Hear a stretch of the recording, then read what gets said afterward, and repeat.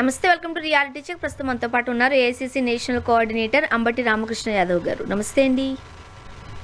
Madam. Ramakrishna గారు, Russia నుంచి oil దిగుమతి చేసుకోవడానికి అమెరికా ఒప్పుకుంది. ప్రస్తుతం పరిస్థితి మనం చూస్తున్నాం, యుద్ధ వాతావరణం నెలకొని ఉన్న ఈ సందర్భంలో అమెరికా అగ్రీ చేయడాన్ని ఎలా చూడాలంటారు? అంటే ఇది ఎంత దీనస్థితి, ఒక దౌర్భాగ్య స్థితి అర్థం కావట్లేదు. కాకపోతే బీజేపీ వాళ్ళు అద్భుతంగా పొగుడుకుంటున్నారు వాళ్ళని. మోడీ యొక్క దౌత్య నీతి, మోడీ యొక్క ఘనకీర్తి సాధించాడు అని మాట్లాడుకుంటా ఉన్నారు. కానీ ఏంటి ఆ దౌత్య నీతి, ఏంటి ఆ ఘనకీర్తి అంటే 30 రోజుల పాటు రష్యా నుంచి ఆయిల్ దిగుమతి చేసుకోవడానికి అమెరికా ఇండియాకి పర్మిషన్ ఇచ్చింది. అంటే వాళ్ళు మాట్లాడుతున్న భాష చూసినప్పుడు వాళ్ళ ట్రెజరీ సెక్రటరీ ఫస్ట్ దీనిపై ట్వీట్ చేస్తూ తను మాట్లాడిన భాష ఏమంటే, President Trump energy agenda has resulted in oil and gas production reaching highest level. To enable oil flow అని చెప్తూ we give permission అనే పదం వాడతాడు అతను. సో అదే విధంగా ఇంకొక యుఎస్ ఎనర్జీ సెక్రటరీ, అంటే అంతకుముందు ట్రెజరీ సెక్రటరీ, తర్వాత యుఎస్ ఎనర్జీ సెక్రటరీ మాట్లాడతాడు, వీఆర్ అలౌవింగ్ ఇండియా, అంటే మేము ఇండియాకి అవకాశం కల్పిస్తున్నాం రష్యా నుంచి ఆయిల్ ఏదైతే, అంటే కొత్తగా కాదు, ఏదైతే ఆల్రెడీ షిప్స్ లో నింపి ఉన్నాయో, సీ వాటర్స్ పైన ఫ్లోట్ అవుతా ఉన్నాయో, ఆ షిప్స్ వరకు తెచ్చుకునే దానికి US is allowing India. So అది అదే విధంగా ఈ 30 రోజుల కాలం పాటు తెచ్చుకునే ఆయిల్ ఏదైతే ఉందో దానిపైన మేము అదనపు సుంకాలు విధించాం అని మాట్లాడుతూ ఉన్నప్పుడు ఎంతగా మనం వాళ్ళకి సరెండర్ అయిపోయాం, ఎంతగా వాళ్ళు మనల్ని కంట్రోల్లోకి తీసుకున్నారు అనేది మనం ఇక్కడ అర్థం చేసుకోవాల్సింది. అదేవిధంగా నిన్న క్రిస్టోఫర్ లాండో అని వాళ్ళ deputy secretary of state USA, అతను ఢిల్లీలో మోడీ గారు ఎదురుగుండానే మాట్లాడుతున్నాడు. ఏమని? ట్రేడ్ డీల్ మేము ఎందుకు కుదుర్చుకున్నామంటే purely in the interest of America, మా ప్రజల యొక్క ఇంట్రెస్ట్, మా ప్రజల యొక్క లబ్ధి, మా రైతుల యొక్క లబ్ధి కోసంగా మేము ఇండియాతో ట్రేడ్ డీల్ కుదుర్చుకున్నాం. ఈ ట్రేడ్ డీల్ అనేది గతంలో 20 సంవత్సరాల క్రితం చైనాతో ఏ రకంగా చేసుకున్నామో అటువంటిది కాదు. చైనాతో కొంత మనం చేసుకున్న ట్రేడ్ డీల్ వల్ల చైనాకి లబ్ధి కలిగింది, కానీ ఈ ట్రేడ్ డీల్ వలన డెఫినెట్ గా మాకే లబ్ధి కలుగుతుంది, ఇండియాకి ఏ రకమైన లాభము చేకూరదు అని స్పష్టంగా అతను మన గడ్డ పైన మన ప్రధాని ముందు మాట్లాడుతూ ఉన్నాడు. సో అటువంటి ట్రేడ్ డీల్ కి మనం ఒప్పుకున్నాం. అదేవిధంగా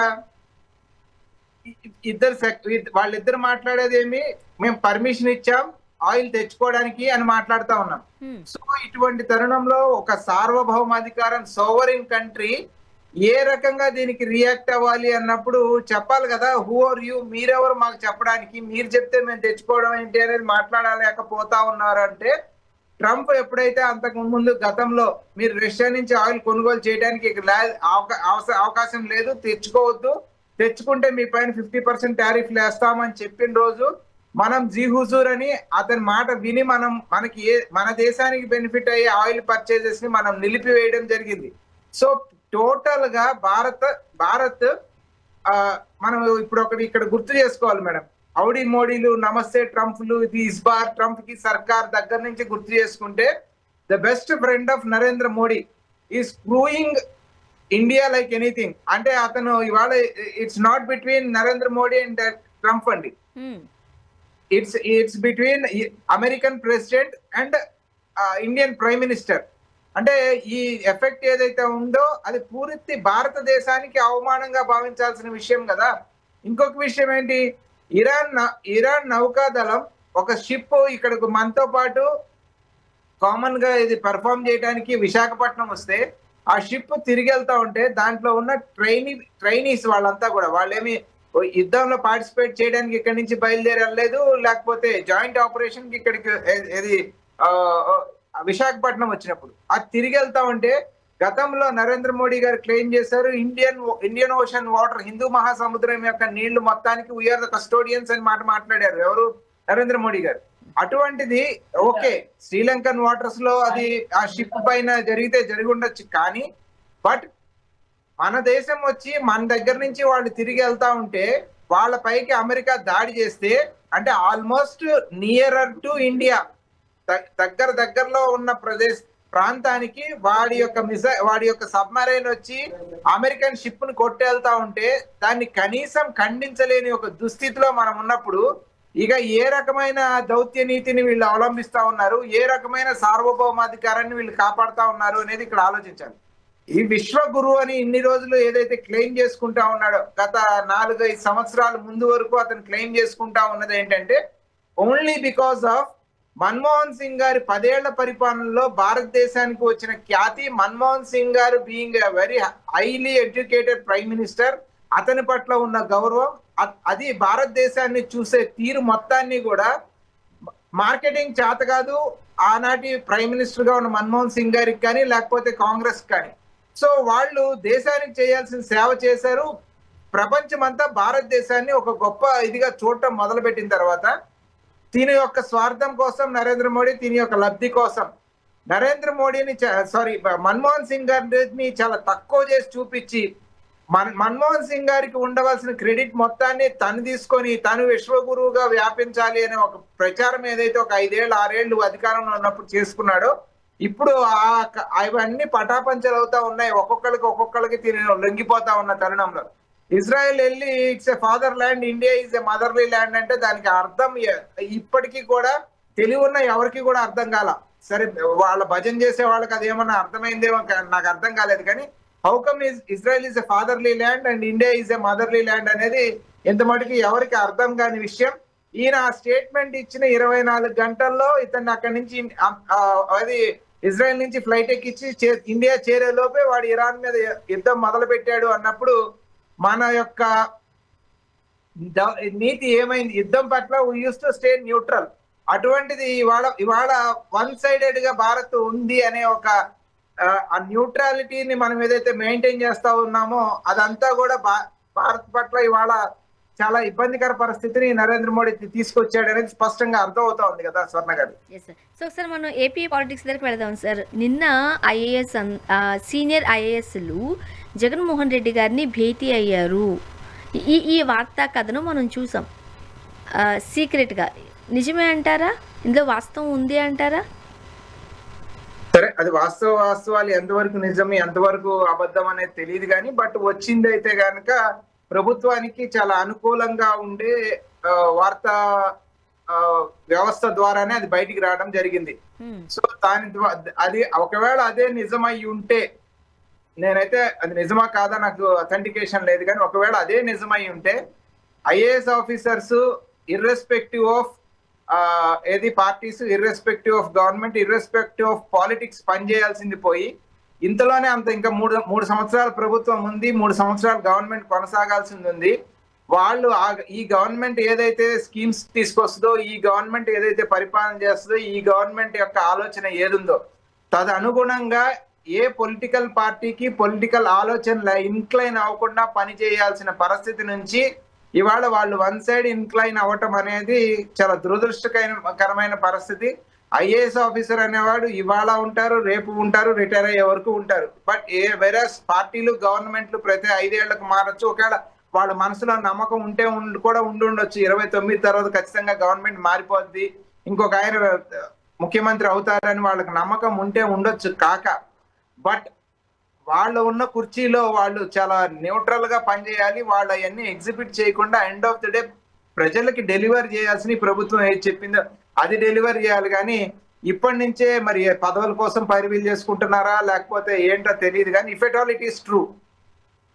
కానీ రాజకీయాలతో సంబంధం ఏంటి సార్? ఉండకూడదు, ఖచ్చితంగా ఉండకూడదు. వాళ్ళకి ప్రజలతో సంబంధం ఉండాలి తప్ప పొలిటికల్ ఎఫిలియేషన్స్, పొలిటికల్ ఎలినేషన్స్ వాళ్ళకు ఉండకూడదు. సో ఇదే కనుక వార్త నిజమైతే వాళ్ళు చేసింది 100% తప్పు. ఏదన్నా ఒక రాజకీయ పార్టీ ఇంకో రాజకీయ పార్టీతో చర్చలు జరుపుకోవచ్చేమో కానీ ఐఏఎస్ ఆఫీసర్స్ వెళ్ళి కలిసి రావడం అనేది డెఫినెట్ గా అయితే ఇక్కడ ఒకటి ఆలోచించాలి మేడం. ప్రభుత్వంలో ఉన్న వాళ్ళకు కూడా ఇట్స్ ఎ బిగ్ కాషన్. మీ పరిపాలన ఏ రకంగా ఉంది, మీ పరిపాలన పట్ల ప్రజల్లో ఏ రకమైన పరిస్థితులు ఉన్నాయి అని ఐఏఎస్లు అర్థం చేసుకొని ఒకవేళ వాళ్ళు కనుక నిజంగా వెళ్ళి కలిసి ఉంటే ప్రజల్లో మార్పు వచ్చింది, మీ పరిపాలన పట్ల వ్యతిరేకత ఉంది అనేది ఇప్పుడు ఎవరైతే అధికారంలో ఉన్నారో వాళ్ళు కూడా వాళ్ళ పాలనని చెక్ చేసుకోవాల్సిన పరిస్థితి అయితే వాళ్ళకి ఉంది. 100% వీళ్ళు వెళ్ళి కలవటం అప్పుడే 3 సంవత్సరాలు, దాదాపు 2.5 సంవత్సరం పైన ప్రభుత్వం ఇక ఉన్న ఏదైతే ఇప్పుడు కంటిన్యూ అవుతున్న కూటమి ప్రభుత్వం ఉందో వాళ్ళు ఉండాల్సిన పరిస్థితి ఉన్నప్పుడు కూడా వీళ్ళు వెళ్ళి కలిసి రావడం అనేది ఎవరు కూడా హర్షించదగిన విషయం కాదు. ఆ 100% తప్పది. అయితే అసలు జగన్మోహన్ రెడ్డి గారు ప్రస్తుతానికి పదవిలో లేరు. వాళ్ళకి సీట్లు ఉన్నాయి కూడా 11 మాత్రమే. ఎందుకు కలుస్తారంటారు? అంత అవసరం ఏమొచ్చిందంటారు? దట్టు రిటైర్డ్ ఐఏఎస్ అధికారులు ఉన్నారని చెబుతున్నారు.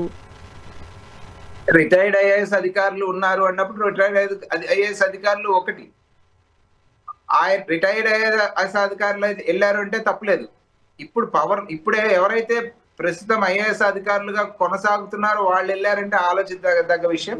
రిటైర్ ఐఏఎస్ అధికారులు వెళ్ళారు అంటే మేబీ ఆయన పిలిపించుకొని పరిపాలనా వ్యవస్థ ఎట్లా ఉంది, దానికి వాళ్ళు చేయాల్సిన ప్రతిపక్షంగా వాళ్ళు చేయాల్సింది ఏముంది అని సలహాలు సూచనల కోసమైనా వెళ్ళుండొచ్చు. రిటైర్డ్ ఐఏఎస్ అధికారులు సలహాదారులు ఇప్పుడు మనం చూస్తా ఉన్నాం. ఒక్కొక్కళ్ళు దాదాపు 100, 120, 130 మంది సలహాదారులు నియమించుకుంటా ఉన్నారు విత్ కేబినెట్ హోదా. సో రాబోయే ప్రభుత్వం మీదే కాబట్టి వాళ్ళు ఇవాళ వెళ్ళి మంచి సలహాలు ఇచ్చేస్తే రేపు మనం ఒక మంచి సలహాదారుగా మళ్ళీ అపాయింట్ అవ్వచ్చు, ఆ కేబినెట్ ర్యాంక్ ఎంజాయ్ చేయొచ్చు అనే ఆలోచన వీళ్ళల్లో ఉండుండొచ్చు. ఏది ఏమైనప్పటికీ రిటైర్ ఐఏఎస్ అధికారులు అయితే అది పెద్ద విషయం కాదు. కానీ బట్ గవర్నమెంట్ లో ఉన్న వాళ్ళకి మాత్రం ఇది ఖచ్చితంగా హెచ్చరిక. మీ పాలన గవర్నమెంట్ ఫామ్ చేయడంలో ప్రభుత్వ అధికారులు ఎవరైతే ఉన్నారో వాళ్ళు కీ రోల్ పోషిస్తారు. వాళ్ళు ఎవరిని అధికారంలో పెట్టాలి అనుకుంటున్నారు, ఎవరిని దించాలనుకుంటే వాళ్ళు మాత్రమే ప్రభుత్వాల్లో అధికారం చేపడతారని చెబుతూనే ఉంటారు, మనం వింటూనే ఉంటాం. రిజల్ట్ కూడా ఆ విధంగా ఉన్నట్టే మనం చూస్తూ ఉన్నాం. ఈ నేపథ్యంలో ఇప్పుడు ఐఏఎస్లు, రిటైర్డ్ అధికారులు జగన్మోహన్ రెడ్డి గారిని కలుస్తున్నారు అని అంటే ఎలా చూడాలంటారు? ఖచ్చితంగా మార్పు కోసం ప్రజలు చూస్తున్నారు అని అనుకోవచ్చా? నేను అదే అంటున్నాను, అందుకే చెప్తున్నాను. It's an indication to the government. మీరు కొంచెం ఒళ్ళు దగ్గర పెట్టుకోవాల్సిన పరిస్థితి.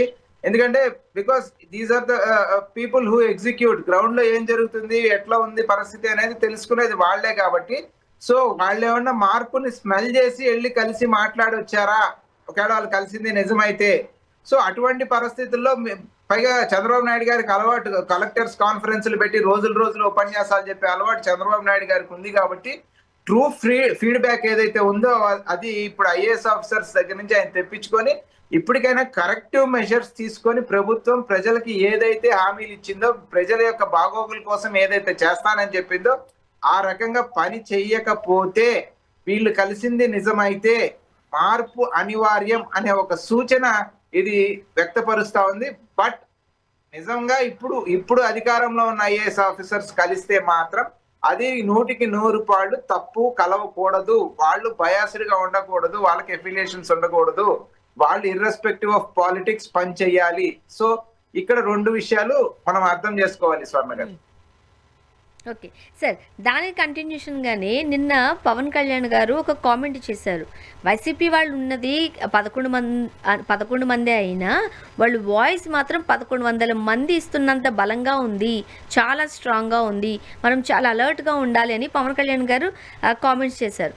ఎలా చూడాలి అంటే ఒకటి మేడం, యువతలు ఎంతమంది ఉన్నారు, అవతలు ఎంతమంది ఉన్నారు అనే విషయాన్ని పక్కన పెడితే, మనం ఏదైతే మాట మాట్లాడామో ఫ్రమ్ డే 1 నుంచి ఈ రోజు వరకు ఒకే మాట మీద కనుక ఉంటే ఖచ్చితంగా మీ దగ్గర 164 ఉండి వాళ్ళ దగ్గర 500 మంది ఉన్నా కూడా మిమ్మల్ని ఏమీ చేయలేరు.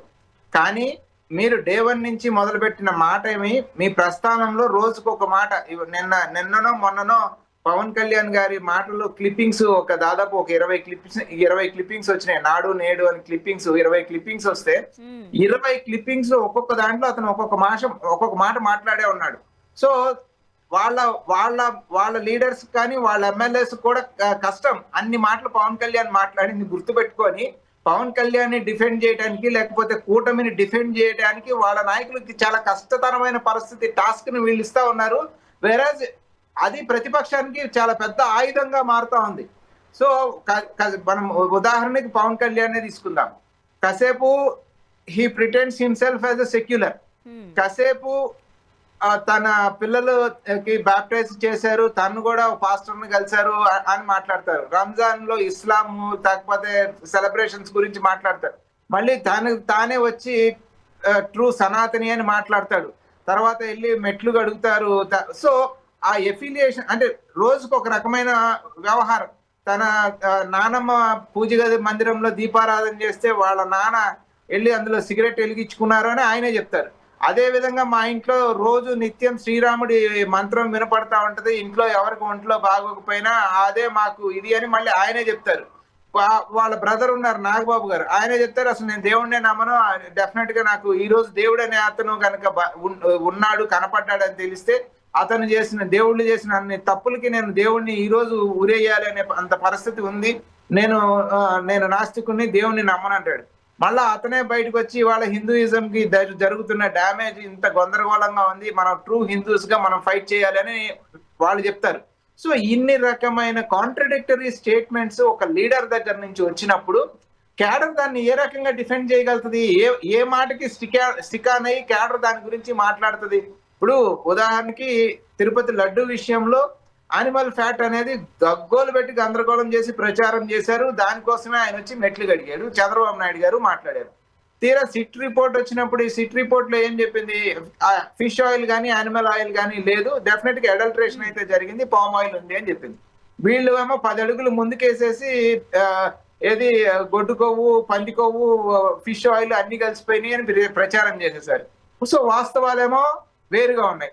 అటువంటి పరిస్థితుల్లో దాన్ని ఏ రకంగా డిఫెండ్ చేయాలి వాళ్ళ లీడర్స్? ఇంకో ఒక విషయం కూడా చూడండి.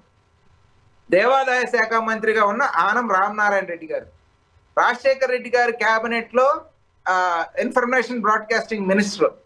ఆ రోజు ఆ తిరుపతి కొండల్ని 7 కొండలుగా కొండల యొక్క పరిధిని విస్తరిస్తూ జీవో ఇచ్చింది రాజశేఖర్ రెడ్డి గారు. అది వచ్చి ప్రజలకు అనౌన్స్ చేసింది ఆనం రామనారాయణ రెడ్డి గారు. ఇవాళ అదే రామనారాయణ రెడ్డి గారు ఇప్పుడు చంద్రబాబు నాయుడు గారి గవర్నమెంట్ లో మళ్ళా తను ఏం చంద్రబాబు నాయుడు గారి పాటను పాడాలంటే పాడగలుగుతాడా? రాజశేఖర రెడ్డి గారు 7 కొండలుగా దాన్ని విస్తరించిన పరిధిని జీవోని ఇన్ఫర్మేషన్ బ్రాడ్కాస్టింగ్ మినిస్టర్ గా ప్రజలకు తెలియజేసింది అతనే. ఇవాళ వచ్చి దాన్ని ఈ చంద్రబాబు నాయుడు గారు ఏదైతే ఆ రోజు రాజశేఖర రెడ్డి గారు 2 కొండల పరిధి అనే భాషని రామనారాయణ రెడ్డి గారు డిఫెండ్ చేయగలుగుతారా? He being a minister. So ఈ రకమైన పచ్చి అబద్ధాలు ఏదైతే ఉన్నాయో, అసత్యాలు ఏదైతే మాట్లాడుతా ఉన్నారో రోజుకొకటి, దాన్ని డిఫెండ్ చేయాలన్నప్పుడు ఏ పార్టీలో అయినా సరే పార్టీకి ఉన్న నాయకులకి చాలా కష్టంగా ఉంటది. అది వజ్రాయుధం. మీరు మాట్లాడుతున్న ఒక్కొక్క మాట, రోజుకొక వేషం, ఇది. సో అటువంటి తరుణంలో డెఫినెట్ గా ప్రతిపక్షాలకు ఉన్న వాళ్ళకి వజ్రాయుధాలుగా చిక్కుతాయి కదా. దాన్ని వాళ్ళు ఎందుకు అవకాశాన్ని వదిలిపెట్టుకోలేరు. పైగా అతను అసెంబ్లీలో మాట్లాడతాడు, నేను ఎప్పుడు కూడా డైరెక్ట్ గా జగన్మోహన్ రెడ్డి గారి ఇన్వాల్వ్మెంట్ ఉందని నేను అనలేదు. జగన్మోహన్ రెడ్డి గారికి ముఖ్యమంత్రికి టీటీడీ విషయానికి సంబంధం ఏముంటది, అది టీటీడీ పాలక మండలి చూసుకుంటుందని నిన్న మాట్లాడుతున్నారు. అంతకు ముందంతా డైరెక్ట్ గా జగన్మోహన్ రెడ్డి గారిని గురిపెట్టి మాట్లాడడం జరిగింది. సో క్యాడర్ కన్ఫ్యూజన్ కదా. ఇప్పుడు మనం జగన్మోహన్ రెడ్డి గారిని మాట్లాడాలా, టీటీడీని మాట్లాడాలా, పవన్ కళ్యాణ్ నిన్న మాట్లాడిందని మనం వెనకేసుకురావాలా, ఇవాళ మాట్లాడిందని వెనకేసుకొస్తే రేపేం మాట్లాడతాడో తెలియదు. ఇప్పుడు ఇదే గందరగోళమైన పరిస్థితి. ఇప్పుడు పేర్ని నాని గారు లాంటి ఒక సీనియర్ రాజకీయ నాయకులు బయటకు వచ్చి ఉగాది తర్వాత లోకేష్ గారు ముఖ్యమంత్రి అయ్యే అవకాశాలు ఉన్నాయి అంటున్నారు. పవన్ కళ్యాణ్ గారేమో మరో 15 ఏళ్ల పాటు మేమే అధికారంలో ఉంటాము, చంద్రబాబు నాయుడు గారే ముఖ్యమంత్రిగా కొనసాగబోతున్నారు అని చెప్తున్నారు. ఇప్పుడు జన సైనికులేమో తమ నాయకుడు ఎప్పుడు ముఖ్యమంత్రి అవుతారా అని వాళ్ళు ఎదురు చూస్తున్నారు. కూటమిలో ఒకలాంటి గందరగోళమైన పరిస్థితి. అసలు ఏం మాట్లాడుతున్నారు, ఏం చేస్తున్నారో వాళ్ళకే తెలియని పరిస్థితులు ఉన్నారేమో. దీని పర్యవసానం ఏమవుతుంది అంటారు?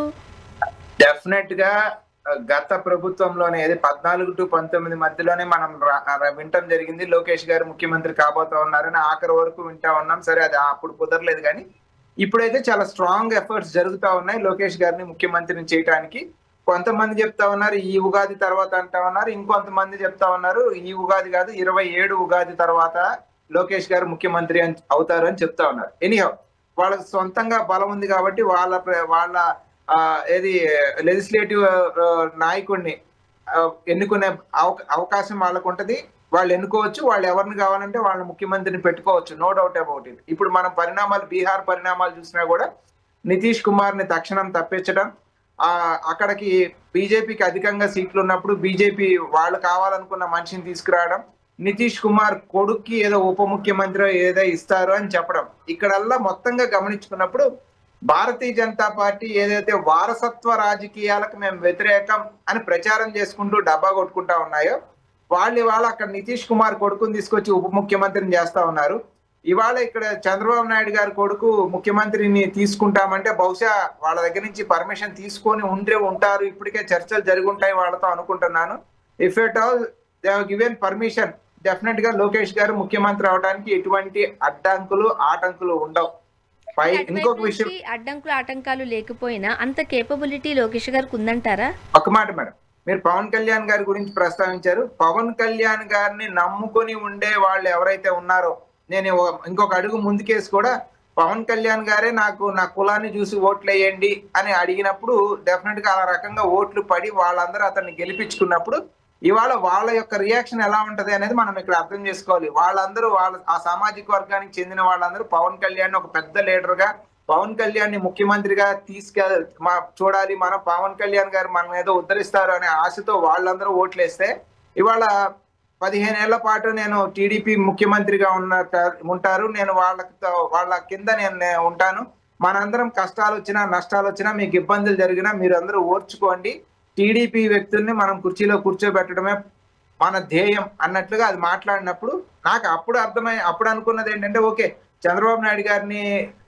ఒక సీనియర్ అనే దానికి అతనికి చెప్పుకునే దానికి అవకాశం ఉంది, చంద్రబాబు నాయుడునే ఉండమంటున్నారేమో, లోకేష్ కి అడ్డుపడతాడేమో పవన్ కళ్యాణ్ గారు అనిపించింది. కానీ బట్ అది కూడా రాజీ కుదిరినట్టు అనిపిస్తా ఉంది. ఎందుకంటే విడిపోతే చెడిపోతామనే ఒక భయం అయితే ఖచ్చితంగా వాళ్ళలో ఉంది. వీళ్ళు పేలిన అధిక ప్రేలాపనలు కావచ్చు, వీళ్ళు వ్యవహరిస్తున్న తీరు కావచ్చు, ఒకవేళ విడిపోతే రేపు వేరే గవర్నమెంట్ ఏదైనా ఫామ్ అయితే అప్పుడు మన పరిస్థితి ఏంటి అనే ఒక భయం ఏదైతే ఉందో అది పవన్ కళ్యాణ్ గారిని తీవ్రంగా వెంటాడుతా ఉంది. సో దాన్ని ఫేస్ చేసే ధైర్యం పవన్ కళ్యాణ్ గారికి లేదు అని నేనైతే ఆయన యొక్క స్టేట్మెంట్స్ బట్టి మనకి అర్థమవుతా ఉంది. సో అటువంటి తరుణంలో ఖచ్చితంగా వాళ్ళతో కలిసే ఉంటారు పవన్ కళ్యాణ్ గారు. ఎవరిని ముఖ్యమంత్రిని చేసుకున్న తెలుగుదేశం పార్టీ వాళ్ళని విడిచి వచ్చే సాహసం, ఆ ధైర్యం పవన్ కళ్యాణ్ గారు చేయలేరేమో అని వాళ్ళ క్యాడర్ని త్యాగాలు చేయాలి అని ఆయన మాట్లాడుతున్నప్పుడు మనం అర్థం చేసుకోవాలి. సరే, కెపాసిటీస్ అండ్ క్యాపబిలిటీస్ తీసుకున్నప్పుడు అంతకుముందు ఆయన మంత్రిగా చేశారు, ఇప్పుడు కూడా దాదాపు ఒక 2.5 సంవత్సరం 3 సంవత్సరాలు మంత్రిగా చేయడం జరిగింది. ఇప్పుడు దాదాపు మళ్ళీ ఒక 2.5 సంవత్సరం ఆయన మంత్రిగా ఉన్నారు. కాబట్టి ఎప్పుడైనా ఎవరికైనా వాళ్ళ చేతికి ఇస్తేనే కదా వాళ్ళ కెపాసిటీస్ క్యాపబిలిటీస్ తెలుస్తాయి. సో వన్స్ వాళ్ళ ఎమ్మెల్యేలు అందరూ ఒప్పుకొని వాళ్ళ పార్టీ ఒప్పుకున్న తర్వాత మనం ఇదన్నీ చర్చించడం ఆయన చేతికి వచ్చిన తర్వాత చర్చిస్తే సముచితంగా ఉంటదేమో అనుకుంటా స్వర్ణ గారు. చూద్దాం సార్ ఏం జరగబోతుంది. థ్యాంక్ యూ సో మచ్ అండి, మీ అభిప్రాయాలు పంచుకున్నారు. Thank you very much. ఇది వాళ్ళ రియాలిటీ చెక్. Stay tune.